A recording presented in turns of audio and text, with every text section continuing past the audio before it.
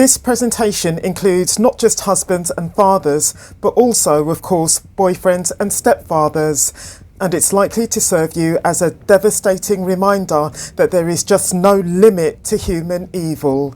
Enjoy.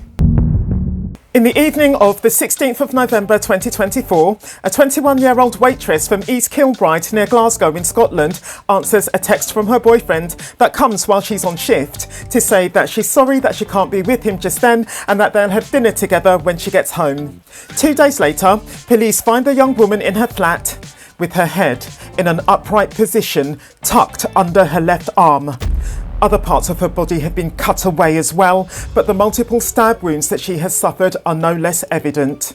Phoenix Spencer Horn, aspiring midwife and thoroughly cherished daughter and granddaughter, fell for the wrong man. And 27-year-old Ewan Methven had actually kept his girlfriend's dead body in their flat for 2 days before calling the police. Now viewer, if I've got you hooked on the story so far, do subscribe, give the video a like, drop a comment when you're ready and donate. Hit the thanks button below, I'll appreciate you. While Phoenix's friends describe Phoenix as warm-hearted and responsible, if somewhat shy, Phoenix's own mother says that Phoenix lit up any room that she entered. Having grown up with her mother and her grandparents, Phoenix used to call or text her mother every day. Her main reason for getting a job after leaving school rather than going to university having been to provide her mother with financial support. While she found her waitressing work at Strathaven Hotel and at the Roasted Cafe in Strathaven, South Lanarkshire, tiring, she always had a smile on her face at work and was a very well-liked employee.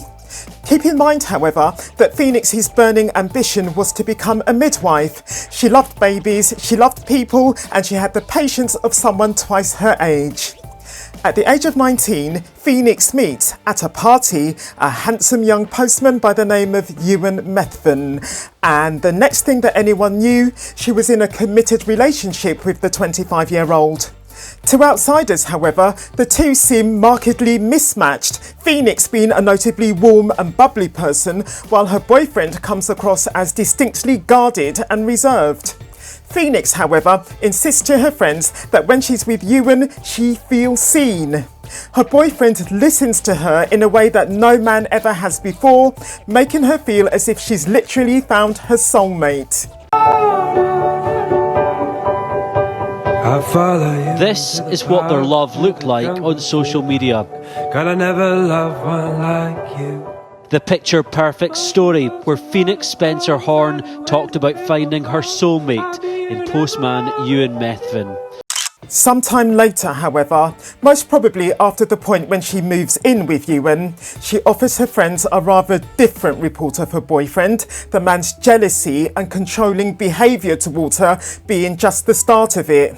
Her boyfriend systematically checks her phone, won't let her go out on her own, complains when she works the night shift, and hates that she interacts with customers of the opposite sex. With his vastly mistrusting and paranoid mind, Ewan accuses Phoenix of cheating, and then he cries and begs her not to leave him. The following diary entry of his shows up these very obsessive feelings of his for his girlfriend. Quote, "I can't stand her working the night shift. She's leaving me. I have to do something. I have to keep her." Unquote. Ewan has the markedly childish habit of freezing his girlfriend out for hours on end, only to have, when he's finished ignoring her, a massively angry outburst.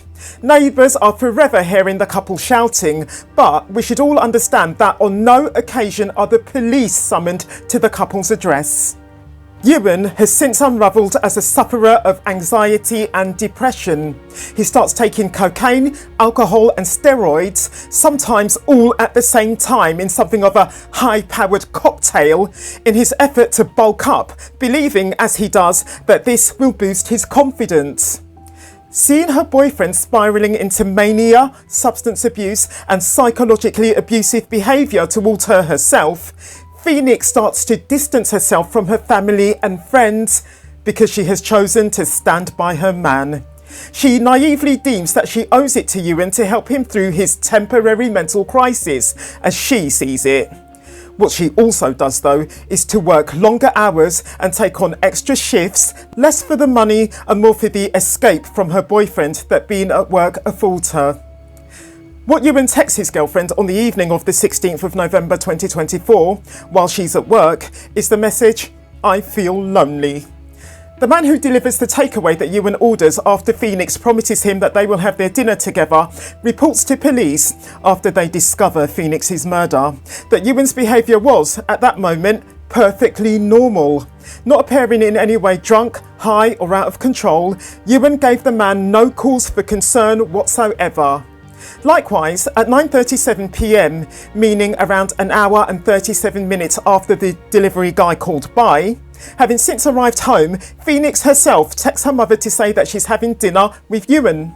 Around 13 minutes past midnight, a neighbour from downstairs suddenly hears, coming from Ewan's and Phoenix's flat, a loud thud followed by hurried footsteps. A fitness app on Ewan's own phone, meanwhile, is, at this same moment, recording a sudden spike in Ewan's physical activity. Whatever took place in the couple's flat at that time, given that Ewan has, in the moments that have since passed, been looking for a cocaine dealer, and given that he's now on his 170th visit to a porn site, and given that now, just after 8 a.m. in the morning, Phoenix has just texted her mother to say that she's just woken up, it can't have been anything too serious. And again, a few hours on, Phoenix sends her mother another message saying, quote, "all good," unquote. If there was anything wrong with either Phoenix or Ewan, how likely is Ewan to be casually driving his girlfriend's Vauxhall Corsa around exactly as he's just been captured doing on CCTV? It's now the morning of the 18th of November 2024 and where is Phoenix? The young woman's manager at work is wondering as this lively and chirpy employee of his hasn't turned up, which isn't like her at all. Furthermore, not only has she not phoned in, she isn't answering any of the manager's calls or texts either, and even more eerily, she's now not even reading her own mother's text messages to her, let alone answering her mother's many calls. What on earth is going on with Phoenix then? Why isn't she turning up to work and why is she not answering her mother? And I'm sorry, but what the hell is Ewan doing?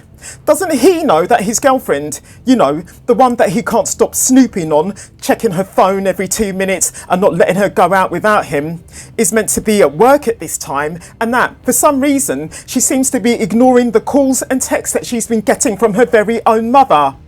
Hang about. The man's just picking up the phone now. It's the afternoon of the 18th. He's dialing 999 and then asking for the police, and in answer to the operator's question of why he killed his girlfriend, an act that Ewan has just announced to the person, he's explaining that his prior consumption of cocaine, alcohol and steroids, which he believes had all been spiked, sent him into a psychotic state, which in turn led him to do what he did. He adds that, having no memory whatsoever of committing his horrendous acts, he no less now feels highly remorseful of his acts. Ewan's acts, if you want the detail, include the stabbing that he did to his girlfriend's chest, abdomen, neck, bottom and face. One of the stab wounds that Phoenix sustained to her chest caused the acute hemorrhagic shock, massive internal bleeding that is, that killed her. After doing all that stabbing, leaving his victim with no fewer than 20 stab wounds, including as many as 10 to her face, Ewan then strangled his girlfriend using either his hands or a towel before dragging her into the bathroom and literally chopping her head off. He then had a go at hacking off Phoenix's right wrist and right ankle and also attempted to slice her body in half. In explanation of his act of moving Phoenix's body from the bathroom to the passageway, which is where the body's lying when the police call in, he told the police, quote, "I could not stay here with her like that. I tried to dismember her. I moved her from the bath and put her there," unquote. 2 of the 3 knives that the perpetrator used on Phoenix were found lying next to the woman's butchered body. The 3rd was found in the bathroom. There was blood on the flooring and on the walls, which Ewan had evidently tried to scrub away before giving up. By the time he called the police, he had lived with the mutilated corpse of his girlfriend for more than 36 hours. His next-door neighbour was, as you might expect, thoroughly horrified to learn the source of the nasty smell that she had coming into her kitchen between the 17th and the 18th of November. Neighbour Tony Brown lived next door. Did you hear any noises or bangs? I had a bad smell in my house the night, the early hours of the morning she was found, basically just before I went to my bed. There was a bad smell in my kitchen, basically where the walls joined together. Horrific, absolutely, just gives me shivers thinking about it, if I'm honest. Ewan's murderous acts of violence against Phoenix from just after midnight on the 17th of November 2024 were, in fact, his one and only moment of physical violence against his girlfriend. Phoenix's post-mortem uncovered no evidence of any prior injuries to the young woman. That said, the pathologist reported that Phoenix's was one of the most brutal and cold-blooded cases of murder that he had seen for decades. Furthermore, Ewan's blaming his acts on his consumption of his favourite cocktail, the cocaine, the drink and the steroids, was contradicted by both the delivery rider's testimony and by Phoenix's own text message to her mother that came an hour and 37 minutes after that. Similarly, the perpetrator's post-murder behaviour, including his acts of mutilating his victim's body, trying to buy cocaine, watching porn vid after porn vid, and of course, forging text messages to Phoenix's mother to buy himself some time, aren't in keeping with the behaviour of someone who doesn't know what he's doing. I think you long gathered that the text messages from Phoenix's phone that Phoenix's mother, Alison Spencer being her name, received on the 17th of November came from Ewan. Alison, though, isn't stupid. She knew, even before she heard from the police, that there was something seriously wrong where her daughter was concerned, since the text messages that she received from her daughter's phone on the said date didn't sound anything like her daughter. At 8:12 a.m. on the 17th of November, in fact, before sending the first of his two fake texts to Alison, Ewan actually texted Alison as himself to say that Phoenix hadn't yet got up and that he would get her to text her mother as soon as she did get up. But of course, he couldn't keep up the pretense, via fake text, that his girlfriend was still alive for very long. When, on the 17th of June 2025, Ewan attended Glasgow High Court. He pleaded guilty to his charge of first-degree murder.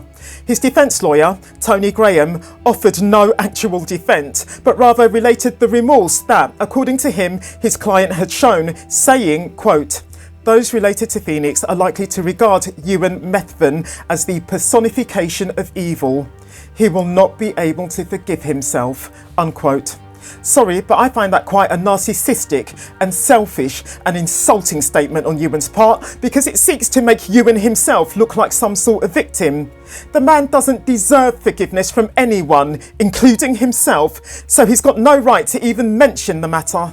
Ewan's sentencing took place a month later, on the 14th of July 2025, because, as is quite normal, the judge needed time to both read pre-sentence reports relating to the defendant and to literally work out how long to give the defendant in accordance with sentencing guidelines and precedents, that working out then requiring research. In his sentencing statement, Lord Matthews commented, quote, "You were a trusted member of Phoenix's family, but you betrayed that trust and robbed Phoenix of life in the cruelest way. I have rarely read such outpourings of grief as are contained in the victim impact statements from her family, who have endeavoured to put into words what can never truly be encapsulated. The sadness and the deep sense of loss that they all feel and will continue to feel thanks to what you did. Not content with what you had done to Phoenix, you robbed her of all dignity in death by decapitating her and trying to dismember her in an attempt to defeat the ends of justice. The way you treated this innocent young woman after her death meant that her family didn't even have the comfort of saying goodbye to her," unquote. At 21 years and 134 days old, she was standing at the threshold of what should have been a long and fulfilling life. I have this morning seen a letter written by you, but it answers none of the questions which must be plaguing the family. You blame the effect of substances, but that is no excuse. I know that nothing I can say or do, and no punishment I can inflict, will ever be enough. Phoenix Spencer Horn was a person who had the right not to be harmed, especially not in her own home, by someone that she trusted intimately. She was a daughter, a granddaughter, a sister, a cousin, a niece and a friend. She'll now never get to be a midwife, never get to have children of her own, never get to make her mother a grandmother again, or make her grandparents great-grandparents again. And it's all because of the evil and murderous acts of one evil, murderous, selfish and childish man that she made the mistake of falling for. Scarlett was stabbed by accident. I'd been throwing knives. I'd thrown a spatula or tongs. Scarlett lunged towards the knife. I had swiped the tongs along the kitchen surface.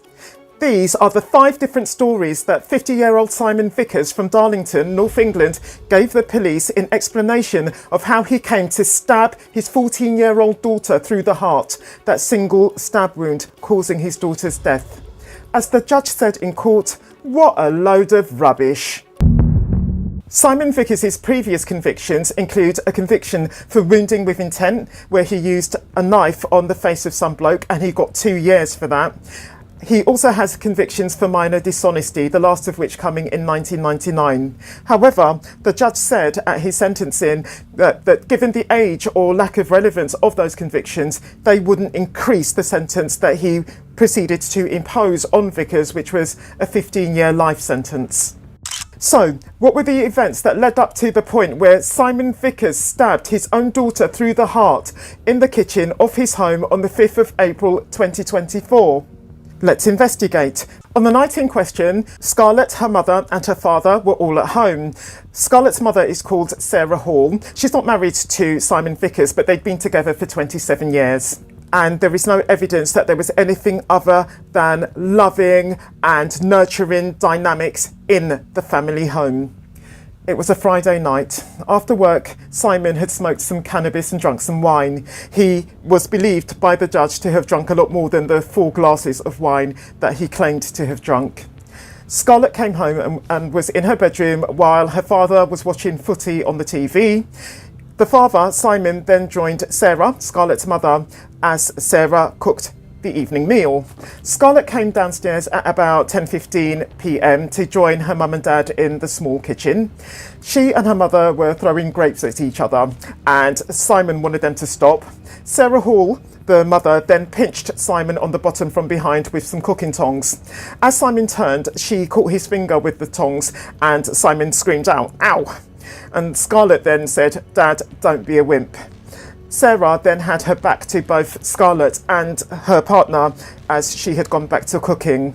Simon was evidently still upset because as Sarah turned back to her cooking, Simon said, "Well, how would you like it?" Exactly what happened after that point, only Simon knows. All of a sudden, Scarlett screamed out, "Ow, ow." And then her mother turned round to see her standing injured. There was no knife in Sarah's body because, of course, Simon had pulled it out by then. The knife breached the chest wall between the 5th and 6th of Scarlett's ribs. It went through the lowest point of the upper lobe of the left lung before passing into the left ventricle of the heart, where it ended. The approximate wound tract length was 11 centimetres. The knife also had to pass through her fluffy nightgown, her top and her bra. That couldn't have happened as the result of trifling, unintended force. The stab through the heart caused blood loss to the left chest cavity, and it is precisely that loss of blood that caused Scarlett's death. To stab Scarlett, Simon must have been very close to her. She was stabbed in the part of her chest which is normally protected by the arm. After being stabbed, Scarlett stood in the area close to the back door before collapsing. As her mother said, the last thing that she must have seen before she died was the panic on the face of her mother and on the face of her father. Her mother called 999. The paramedics arrived at 22:50 and police officers also attended. Police Sergeant Sarah Thompson stated that she could see paramedics performing on Scarlett and that Simon and Sarah were standing in the doorway of the kitchen. Before she understood what had actually happened, she had asked the parents to go and wait in the living room. And at that point, Simon said to her, quote, "We were mucking about," unquote. Police Sergeant Sarah Thompson noted that Simon was heavily intoxicated. His speech was slurred and he stank of alcohol. Now, I don't know who Mr. Briley is. He was possibly a police officer or a paramedic, but he was there, and he too also said that he thought that Simon was drunk. I'm about to reference a Mr. Crow. Again, I've got no idea who he is. He could have been a police officer, or he could have been a paramedic, or he could have been some other person, but it would be really strange if he was some other random person who was there. Anyway, having seen and heard all the evidence, including that of Mr. Crow, who actually didn't express a view as to whether Simon was drunk or not, the judge said that he, the judge himself, was satisfied that Simon was drunk, and that obviously affected his behaviour. In other words, it played a part in what he did to his daughter. But the judge also said he couldn't be sure of what part exactly Simon's intake of alcohol and also his intake of cannabis played in the offence. Having seen and heard all the evidence, including that of Mr. Crow, who did not express a view that you were intoxicated, and also that there was no concern in the police station, I am satisfied that you had drunk more than you said you did. However, I cannot be sure of the part that alcohol played in this offence. It's likely it played a significant part, but I can't be sure about that to the criminal standard. Scarlett was declared dead at 23:50. At the beginning, I outlined the 5 explanations that Simon gave the police as to how he had come to stab his daughter to death. What he told in court was one of the stories relating to kitchen tongs. He said that he was swiping tongs across the kitchen surface and they ended up flying up in the air, and somehow that led to Scarlett getting stabbed in the heart with a knife. Simon reckoned that he hadn't even been aware that there was a knife anywhere nearby, except for possibly at the point when his partner, Scarlett's mother, had been cutting onions. The pathologist, however, affirmed what just about every sane and right-minded person could see. There's only one way that Scarlett could have come to sustain a fatal stab wound through the heart, and that is by someone's deliberate act of stabbing her through the heart. Simon Vickers, you've given different accounts of what has happened. Specifically, that she was stabbed by accident, that you've been throwing knives, that you'd thrown a spatula or tongs, that Scarlett lunged towards the knife, and that you were swiping tongs along the kitchen surface. Indeed, the unconvincing and wholly implausible version of events you gave to the jury involved you swiping tongs along the kitchen surface before them flying up into the air, and that you'd not even been aware of a knife before or after Scarlett suffered injury. Indeed, you said knife wasn't in any equation except when Sarah Hall had been cutting onions. Given the evidence of the pathologist, this was clearly untrue. She came by that fatal injury through your hand. As the pathologist said, your arm needed to be braced at the time of the stabbing motion. Sarah Hall, Scarlett's mother, has stood by her man. She has stuck up for him from the word go and insisted that what he did was just an awful accident and nothing more. Scarlett was their only child, and she was a young lady with her whole life ahead of her.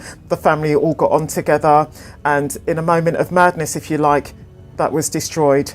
Scarlett's life was ended by her own father, someone she would never have expected to have done any such thing to her, someone she trusted and loved. Oh, I assume she did, because there's no evidence that the situation was any different. There's lots of speculation and gossip online, of course, about why Simon Vickers did what he did to his daughter.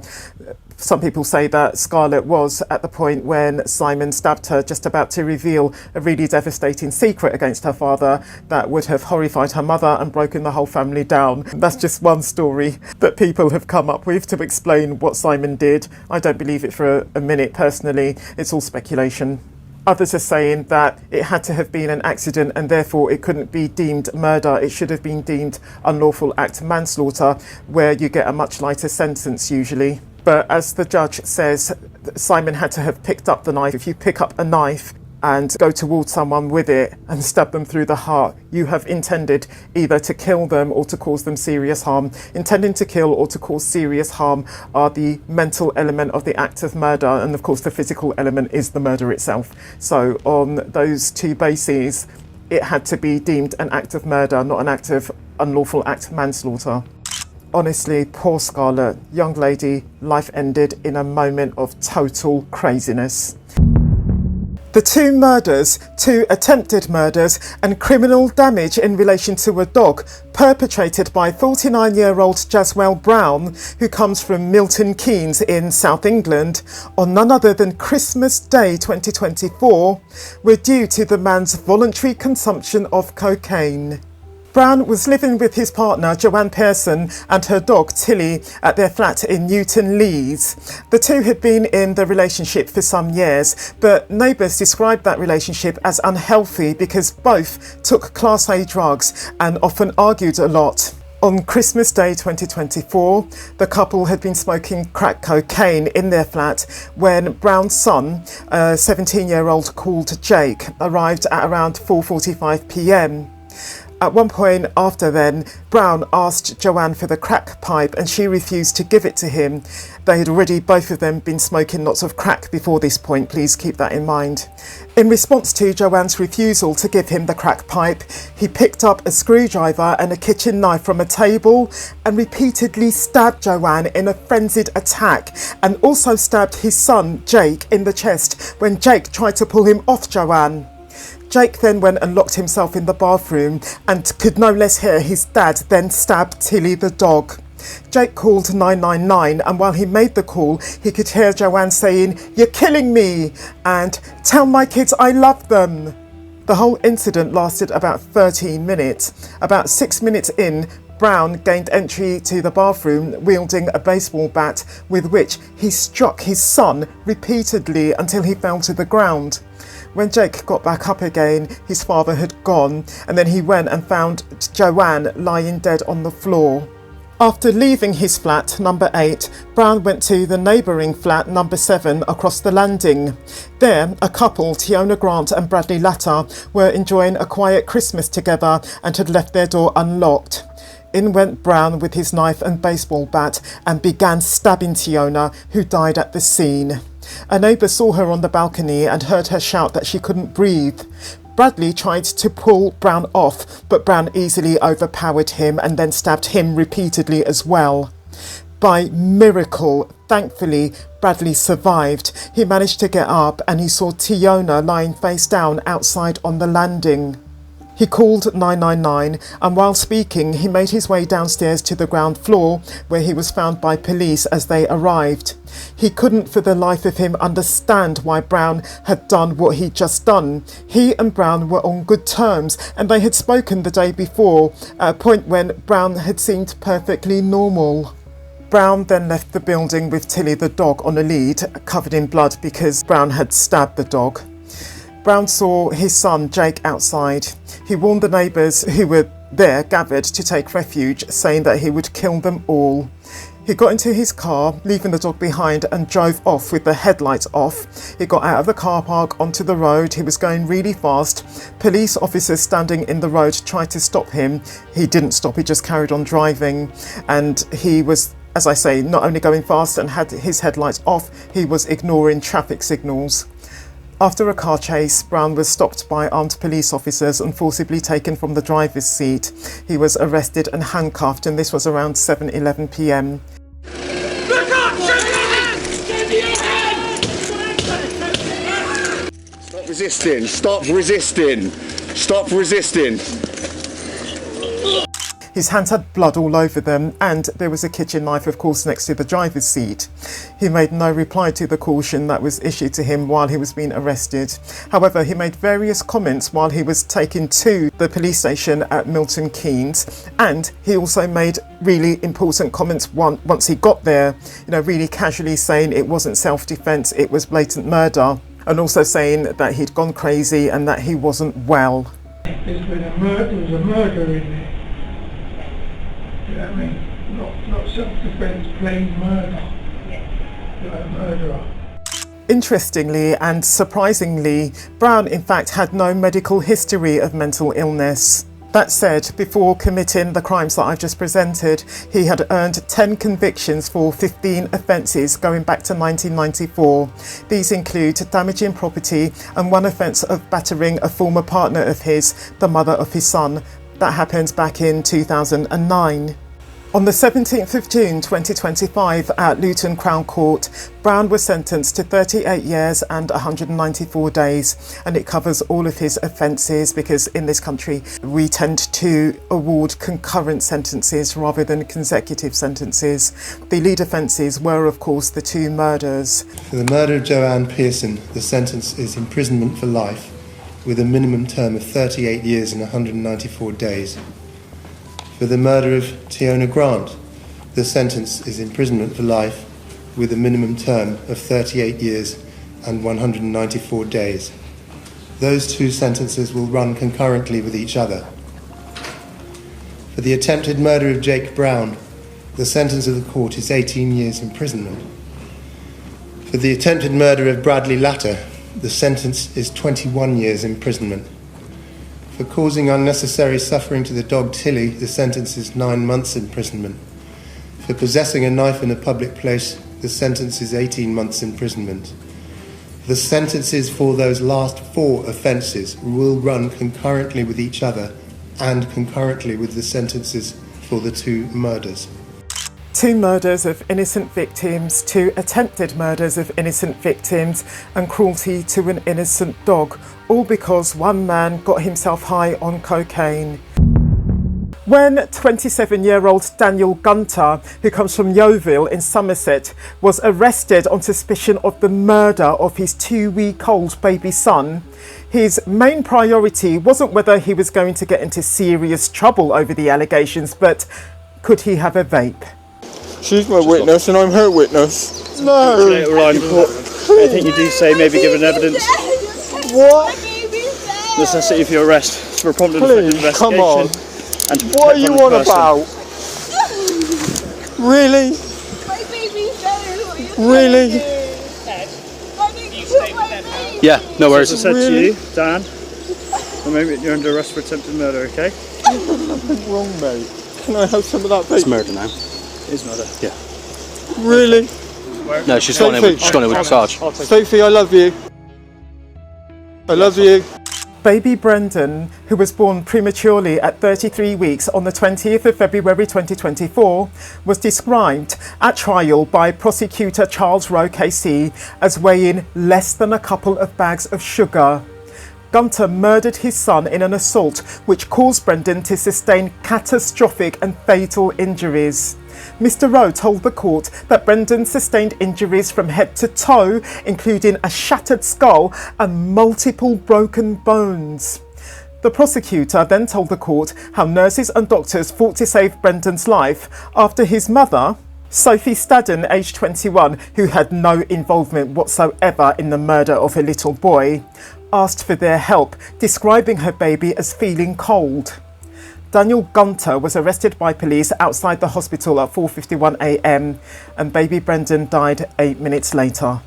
At trial, the jury was told how, over several days, Gunter was told to stop handling, overstimulating and fussing baby Brendan by tickling him, poking him and not allowing him to rest.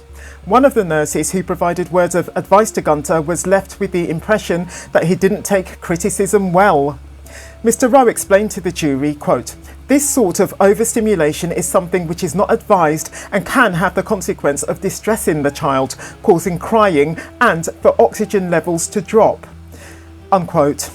They were also told how Gunter was witnessed by visiting family being rough in handling Brendan and became angry when Brendan urinated on him during a nappy change.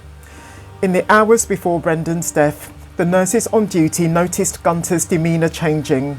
The court was told, quote, "By 3:30 to 4:30 a.m, the nurse said Brendan was with Mr. Gunter. She looked in and asked if he was all right, if the baby, thank you, was all right. To which Gunter replied, yes, he's all right, but he did so in a way that the nurse considered odd. Quote, "His reply didn't seem natural to her. He seemed excited. His response was unusually animated and he was nodding exaggeratedly. The nurse thought it was as if he didn't want her to go over to the baby." Unquote. It was just after 4 a.m. that Miss Dadden approached the nurse station, raising concerns for her little baby. The jury was also told about Gunter's emotionally abusive and controlling behaviour towards his on-again, off-again ex-partner Miss Dadden. They were told how Gunter controlled Miss Dadden's finances, dictating who she could speak to and spend time with, what and how much she ate and when she smoked. She and Gunter shared a mobile phone, a laptop and an email address, and Gunter would, on occasion, send messages pretending to be Dadden. Gunter was described by a childhood acquaintance as someone who was quick to anger, and he had witnessed the relationship between the pair firsthand when the pair had lived in shared temporary accommodation. The court was told by Mr. Rowe, the prosecutor, how social services had become involved during Mrs. Dadden's pregnancy and had had several concerns. He said, quote, "The authorities were concerned about many things, including their precarious housing situation, the way that Gunter appeared to control Miss Dadden and her finances, and Miss Dadden's physical and mental health, and their lack of engagement," unquote. The court heard how, when the social worker visited the couple in hospital following Brendan's birth, he was struck by the lack of emotional warmth shown by the baby's father. On the 24th of July 2025, at Bristol Crown Court, Gunter was found guilty of the murder of his baby son. We already know that he's going to get a life sentence. That's mandatory for murder. So it only remains to be seen what the minimum term of his life sentence will be. And that, at the time of this recording, was due to be set on the 3rd of October 2025. On the 6th of April 2024, in Bradford, Yorkshire, 27-year-old Kulsuma Akhtar, who was out walking with her 7-month-old baby son, who she was pushing in a pram, was ambushed and then stabbed 26 times by her estranged husband, Habibur Masum, aged 26. This happened in front of horrified members of the public. After murdering his wife, Masum walked away as if nothing had happened, leaving his own baby son in his pram on the street. Now, why did this graduate of English literature and aspiring YouTuber do what he did? Masum met and married Kulsuma in an unofficial way, mind, in Bangladesh, and then the two moved over to the UK in March 2022, at which point Masum had finished his degree in English literature and was wanting to do a course in marketing at the University of Bedfordshire. They travelled on a student visa, and initially Masum lived in Dunstable, but then he moved to Burnley, and that happened at the end of July 2022. At this point though, Kulsuma was living with her brother Akhtar, and he lived in Oldham, and Kulsuma had a job as well. She was working at Park's Bakery. The couple couldn't live together as man and wife until they had an officially recognised marriage celebration. Who the marriage had to be officially recognised by, whether UK law or Muslim law or possibly by some other law, I can't say. I'm ignorant, sorry. By this point of their relationship, summer 2022, things had already started to go wrong between the couple, because Masum's visit to Kulsuma in Oldham on the 4th of August 2022 was triggered by Kulsuma's having blocked his messages. On this visit, Masum took with him the knife that he had bought just before. To his frustration though, when he got to the bakery, Kulsuma was nowhere to be seen. Notwithstanding, Kulsuma and Masum had a marriage celebration on the 7th of September 2022 and began to live as husband and wife at 164 Chadderton Way, Oldham. In January 2023, Kulsuma got pregnant. In July 2023, there was an argument between the couple which resulted in Kulsuma leaving the house, as she believes that Masum had basically divorced her, which he had done by screaming "Talak" 3 times at her. No idea what that means. I'm sorry for my ignorance. The next documented moment of abuse from Masum against his wife came on the 23rd and the 24th of November 2023, by which point Kulsuma had given birth to a son. Kulsuma was on maternity leave and she received a text from a colleague of hers asking if she was working. Now, Masum was in the habit of checking Kulsuma's phone, and honestly, this man was just so controlling that his wife had to ask him for permission for basically everything, including before she went to meet anyone, including her own family. So the message that she got from a colleague at work enraged Masum and literally sent his jealousy into overdrive. He threw Kulsuma's phone against the wall and assaulted Kulsuma, slapping her face while she held their baby on her lap. He also then held a knife to her throat, stating, quote, "I am going to murder you and the police will be taking me. Tell me what your relationship is with him or I will kill you." That last comment was in relation, of course, to the text message that Kulsuma had received, which he had read. Kulsuma called the police. Masum was arrested and detained, but on subsequently being released, he brazenly defied his bail conditions not to contact Kulsuma directly. Kulsuma, meanwhile, was given a place in a refuge, but she made literally a fatal mistake when she posted a message which allowed her husband to trace her location. Now, even though Masum's one and only goal at this point, such as he professed it in court, was to bring his wife and baby son back home so that the three could be a family again, he went on Tinder to try to hook up. Then he threatened to kill the 5 family members of Kulsuma's that were also living in the UK if he didn't get his family back soon, and he of course shared that threat with his wife. On the 28th of March 2024, because that was the year at this point, Kulsuma showed social services proof that her husband had found out where she was. They responded by arranging for her to move refuge, which was never to be. In the following days, after buying a new phone so that Kulsuma wouldn't recognise his number, Masum sent his wife a number of fake but convincing messages from GP health centres about vaccinations for their son, all in an effort, of course, to try to trick her out of the refuge. He also instructed his brother, who we'll call Abdul, to tell Kulsuma that he was at the airport heading to Spain. Masum's fake GP text didn't get Kulsuma to step out of the refuge, but the fake information that Kulsuma received from Abdul about his brother being about to head off to Spain did.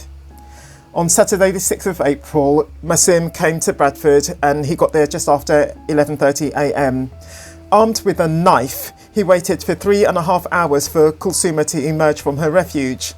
As Kulsuma was convinced that Masum was in Spain, she came out of the refuge with a fellow resident who was referred to in Masum's murder trial as Jordan Palmer.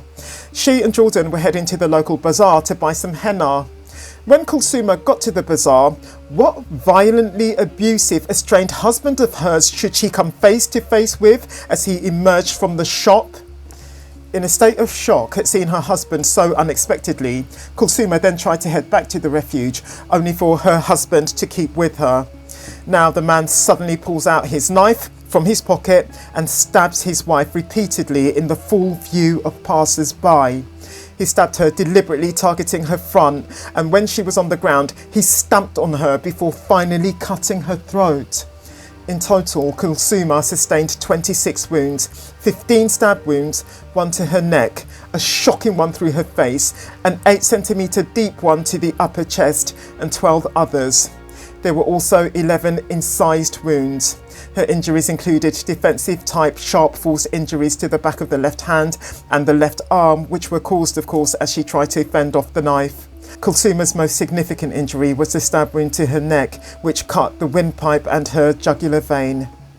Masum murdered his wife because he was a bully who felt entitled to teach his wife a lesson for escaping from his control. On the 22nd of July 2025, he got life with a minimum of 28 years. In April 2021, Thomas Holford, then aged 20, was looking after his 5-week-old daughter, Everly, all by himself, exactly as he had done a few nights before without a hitch.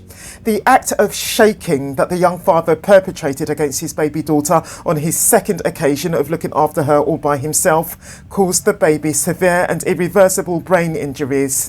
13 months later, as a result of those brain injuries, Everly died. Everly Jude Luna Stroud was born on the 13th of March 2021 to 16-year-old Casey and her 20-year-old boyfriend Thomas Holford. Having been welcomed into Casey's home in Margate in Kent, southeast England, by Casey's parents, Kelly and Lewis, in early 2020, COVID time, Holford showed, while his girlfriend was pregnant, his excitement about his upcoming fatherhood. Furthermore, there are text messages plus a GP referral to show the young man's determination to reduce his cannabis smoking in preparation for fatherhood. Once Everly and her mother came home after the baby's birth, Holford took charge mainly of the night feeds. The midwife and the community nurse could both testify that both the baby's parents were handling their daughter correctly and confidently, supporting her head appropriately at all times. Having successfully looked after Everly all on his own overnight from the 14th to the 15th of April 2021, on the 20th of April 2021, Holford was once again in sole charge of his daughter, Casey having gone on a birthday eve sleepover at a friend's house as she was turning 17 the following day. By 10:39 p.m, Kelly and Lewis had gone to bed, leaving Holford alone with Everly in his room. The next morning, on returning home around 9 a.m, Casey came to the bedroom and found Everly markedly grey and extremely cold. There was an obvious bruise in the shape of a fingertip on the baby's cheek, and the baby's eyes were all swollen. Everly was moaning and whimpering, her breathing intermittent and scary. When Casey and her mother woke Holford up and asked what had happened to the baby, Holford's response was to snap at them. Minutes later, an ambulance team arrived and immediately actioned Everly's rapid treatment and transfer to the Accident and Emergency Department at Queen Elizabeth the Queen Mother Hospital in Margate. Later that day, the baby was transferred by air ambulance to King's College Hospital in London. At the two hospitals, Everly had a series of emergency treatments, assessments and scans which showed that she had been grabbed around the ribs and violently shaken over a sustained period of time.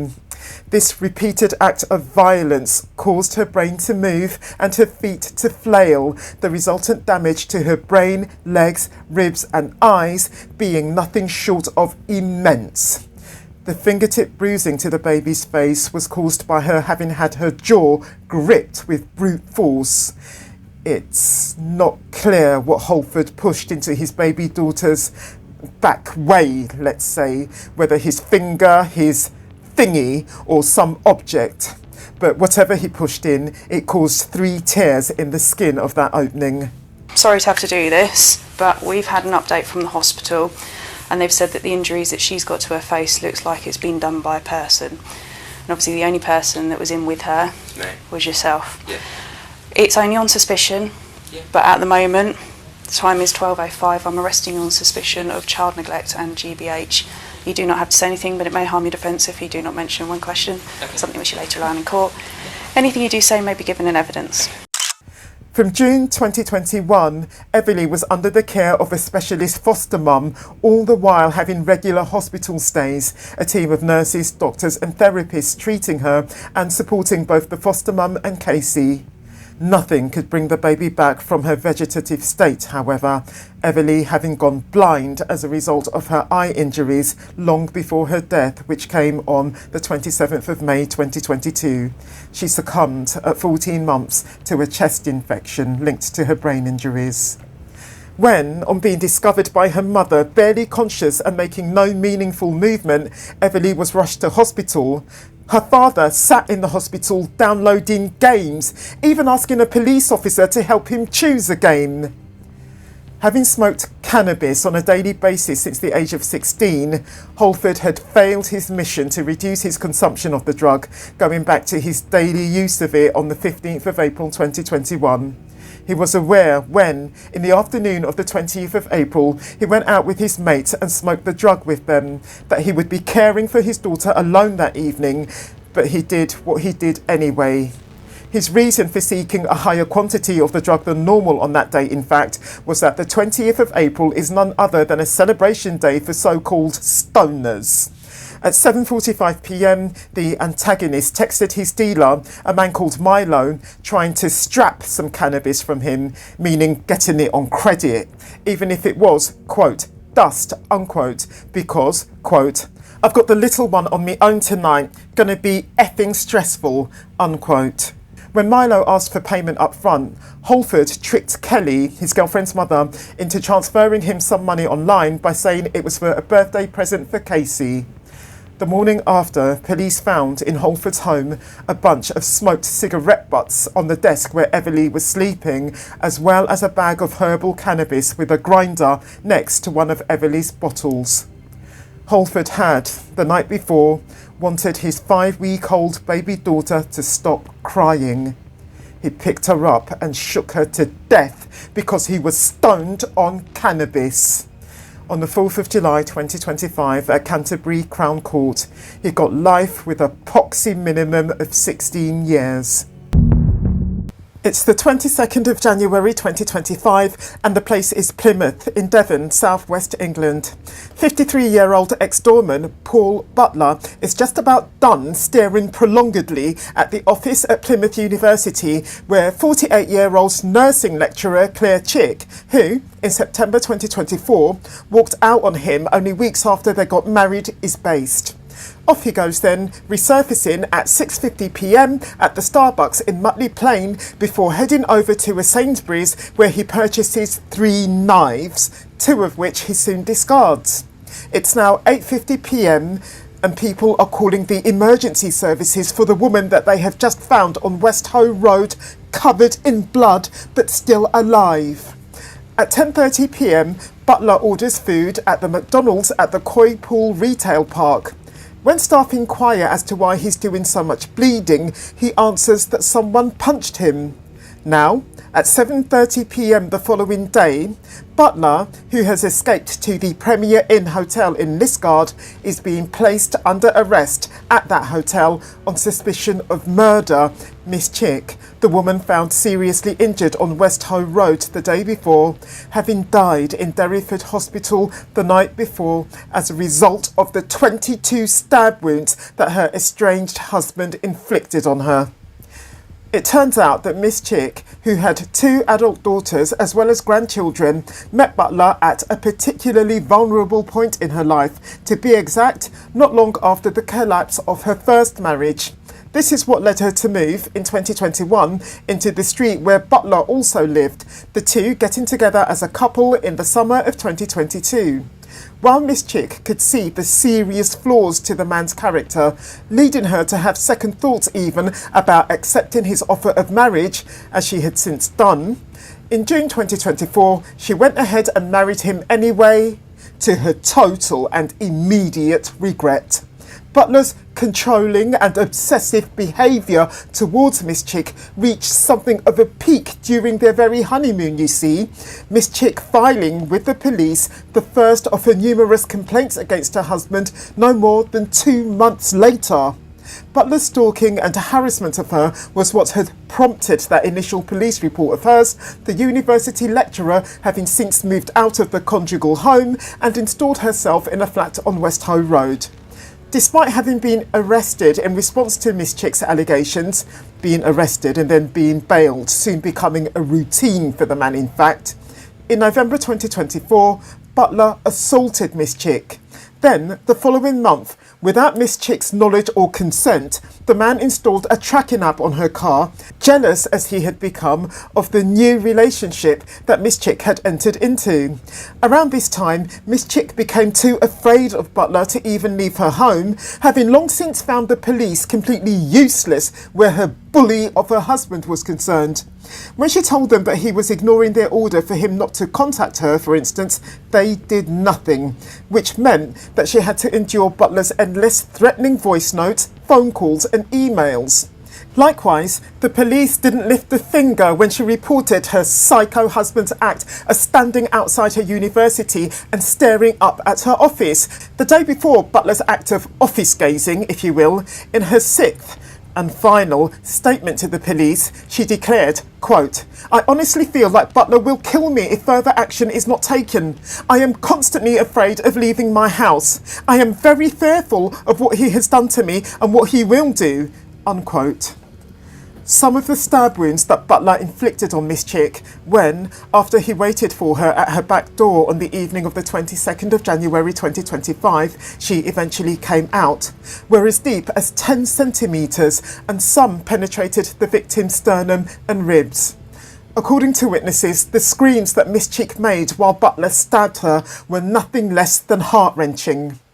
When Miss Chick's new partner, Paul Maxwell, who had been out running when Butler started the attack, returned, he first found himself witnessing the murderous assault and then being chased by the perpetrator, who shouted at him the words, quote, "I'll fucking do you too," unquote. On the point of his wanting to murder Mr. Maxwell, during his subsequent visit to McDonald's, the perpetrator told a friend, quote, "I am pretty certain I have ended her. I loved her so much. I meant to get him, but him. I killed her. I tried to get him, but he ran." Having pleaded guilty to Miss Chick's murder on the 25th of April 2025 at Plymouth Crown Court, Butler got 27 years. And what a fucking savage the man is.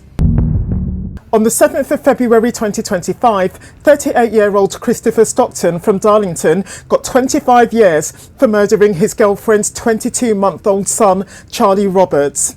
It's pointless to say that the reason why Stockton shook a 22-month-old to death, as he did in January 2024, is unclear, since there simply can't be any acceptable reason. The same goes for all the other acts of cruelty and violence that the man inflicted on the baby in the course of his relationship with the baby's mother, which began in December 2023. The baby's mother, in fact, 41-year-old Paula Roberts, got 4 years herself for failing to get her son medical treatment for the previous injuries inflicted on him by Stockton, who, by the way, she tried teaching her toddler to address as Daddy. We now understand that not only was the mother aware of the physical abuse being perpetrated against her baby by her boyfriend, she did nothing to stop the abuse. This is a woman who, for your information, has 2 adult sons who were born when she was married and living in Pakistan, another child who was taken away and subsequently adopted, and a daughter who is now in foster care. Charlie, who was born 2 months prematurely and who died on the 13th of January 2024, was the woman's 5th child, and let's hope he was the last one. Social services had had concerns about Paula Roberts' parenting since 2004. As for Charlie Roberts' actual father, he was only allowed contact with Charlie when the boy's mother would allow him contact, and that wasn't very often. I've mentioned that the woman knew that her boyfriend was basically beating up her little baby son and didn't stop him. Later on, we'll come to the reason for that. Stockton moved in with Paula exactly a week before murdering Charlie, which he did, to be exact, by causing the baby's head to rotate or be thrown about with such force that his brain moved within the skull, resulting in irreparable damage and bleeding over his brain, in the spinal cord, and within and around his eyes. This combination of injuries is only seen in cases of very severe trauma caused by things like car crashes, head-crushing incidents, or high-level falls. A combination of injuries that are only seen in cases of very severe trauma, and that when you did so, you intended to cause him at least really serious harm. Stockton perpetrated this fatal act of violence on the baby on the morning of the 12th of January 2024, having been in sole charge of Charlie for no more than 18 minutes, after which he called 999 to say that the boy had gone floppy and was struggling to breathe. Stockton was so calm on the call to the emergency services that a Great Northair ambulance medic thought that the call was a hoax. Stockton claimed that he was too unwell to perform CPR on Charlie, as he himself was struggling with pneumonia at the time. He claimed that Charlie had choked on a biscuit while playing in a toy tunnel in their living room, but medical staff were immediately suspicious. The examination of the toddler that they subsequently performed showing the injuries that I've already described. So, why didn't Paula kick Stockton the out of her life the second she discovered his violence towards her baby son? Prosecutor Nicholas Lumley KC confirmed what we all probably suspected. The selfish bastard didn't want to lose Stockton. Her own happiness was more important to her than her son. Before strangling his girlfriend to death on the 30th of July 2024 at his flat in Frome, Somerset, southwest England, 33-year-old Kieron Goodwin plied the young lady, whose name was Olivia Wood, with a lethal dose of cocaine. Olivia Wood was 29 and came from Liverpool. She worked as an ecologist. She and Goodwin had only been together for 3 months, but yet in that time, Goodwin had become massively controlling of her, forcing her to take drugs, for instance, perform sex acts on camera for other men, and sleep with a stranger. On the night that Goodwin killed Olivia had packed her stuff and was planning to leave him. That said, she had never formally moved in with Goodwin, but she had spent lots and lots of time with him at his flat in Frome. While admitting to being coercively controlling towards Olivia, Goodwin denied her murder. He has in fact never given an explanation for Olivia's death and didn't give evidence at his trial. Goodwin was also sentenced for a string of offences against 3 former girlfriends of his, and the things he did to them were exactly the same as the things he did to Olivia, forcing them to take drugs and sleep with strangers. Olivia herself never spoke to anyone about her unhappiness with her relationship with Goodwin, but there were notes on her phone that revealed just how deeply unhappy she was. At 2:50 a.m. on the 30th of July 2024, Goodwin called 999 to say that Olivia wasn't breathing, but while he did so, he was simultaneously deleting hundreds of potentially incriminating photos and videos from his phone. That was revealed at trial. A post-mortem examination revealed that Olivia had a potentially fatal level of cocaine in her system, and the hyoid bone in her neck was fractured, and that's an injury that's often caused by strangulation.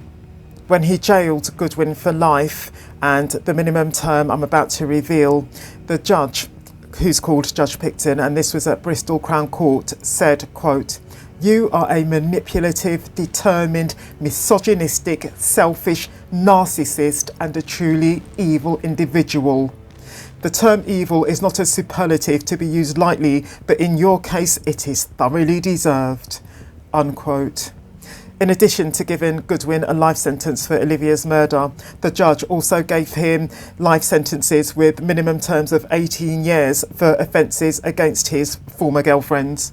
Goodwin's 3 other victims told the BBC that his relationships would always follow the same pattern: love bombing, adoration, and then telling them that he was struggling with his mental health.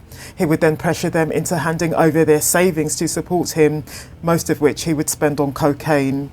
He would then systematically isolate them from their friends and family, bully them into taking drugs and into sleeping with other men and performing sex for strangers on camera, all for his own selfish pleasure. They said that the deep sense of shame and confusion that they felt made it impossible for them to seek help. In a victim impact statement, one of the victims said, "I lost everything I cared about by being with Goodwin. When I finally left him for good, there was almost no trace of the old me left." Goodwin was also convicted of trying to strangle the victim when she tried to leave him, although at the time he pressured her into dropping the complaint to the police. On the 8th of May 2025 at Bristol Crown Court, Goodwin's minimum term of his life sentence was set at 35 years. Speaking of murderously violent men who can't take being dumped, sorry, I've since learned that I'll be liable for a copyright claim if I bring you the real life call, so I'm just going to read the call. Hello, caller. Hi, I'd like to report a murder. Okay, caller, where are you? Other road. Your name, please? My name is Chris Hemming. Just walk me through what happened. I've killed my ex-partner. I stabbed her to death in the bed. Where is the weapon you've used? It's in the bedroom still and it broke. What is it? A knife? Yes. She grabbed onto it and it just snapped. It's only a porcelain knife, it's not a metal knife. How long ago did you do this? 5 minutes ago. Okay, and you're sure she's still not breathing? No, she's dead. What's her name? Cheryl McKenna. Just talk me through what happened. How did this happen? How did it get to this point? Because she's been lying and cheating and effing other men.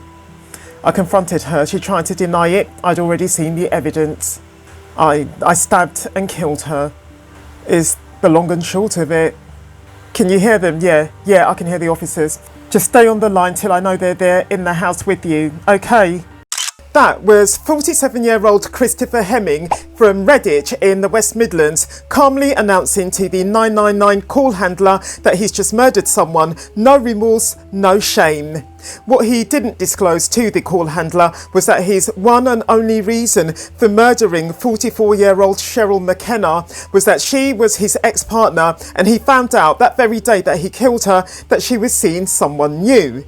Hemming had been in a relationship with Cheryl since 2010, but they separated at the beginning of 2024. So he stabbed her several times in the bedroom. You know, this man, he had no remorse. And if you need any more proof of that, after the attack, he called a friend of Cheryl's using Cheryl's phone, where he said, quote, "I wish the camera worked on this phone so I could show you what I've done," unquote. And again, I'm just going to read it to avoid a copyright claim. "Hi, I'm not calling for me, I'm calling for my friend." Basically, her ex-boyfriend had her phone, which is they do live together, but it's very unusual. And he phoned me up and he gave me like a really strange phone call. Like he said, it was just really sinister. He turned around and he said, "I wish the camera worked on this phone so I could show you what I've done." And then I was there like, "What are you on about?" And he was there like, "I wish I could show you." And I was there like, "What's your point?" And he was there like, "You'll see my point," just like she did. It was after that he called the emergency services. They came, they rushed to the scene, but they couldn't save Cheryl's life because, well, the damage was done. She was pronounced dead at the scene. Hemming was arrested inside the address on suspicion of murder and later charged with the same offence, and he's very compliant and calm when he's getting done, because after all, he's just called the 999 people himself. Just because he's all compliant and calm when he's getting arrested, it doesn't mean by any stretch of the imagination that he was actually sorry for what he'd done.